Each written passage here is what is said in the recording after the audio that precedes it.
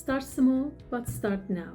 Focus on one area, learn the environmental regulations in your field, look for opportunities to get involved, volunteer and ask for guidance. Every step you take builds your credibility and impact. My biggest piece of advice is to never be afraid to have the difficult or uncomfortable conversations and always question. Business as usual has got us where we are today. We need to be doing things differently. So never ever be afraid to have those difficult conversations and see what comes out of them. You might just be surprised. My advice is to get as much experience as possible and also find good mentors to guide you, not just through the registration or chartership process, but through the crucial first years of your career. I would encourage people at the beginning of their career to fully exploit the professional knowledge of their peers. By that, I mean be a sponge, listen and ask questions.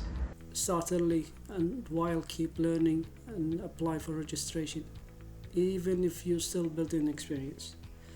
It will help you a lot to push you to document your journey and also to think like a professional from day one.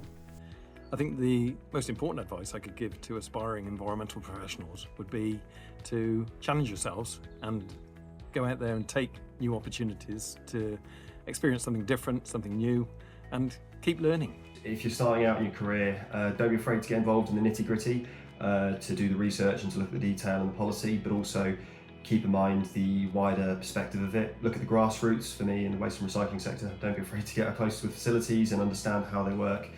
Even if you're not an engineer, just understanding those first principles and the basics of how it all turns, I think is really important, and it's the basis of what you build the rest of your career on.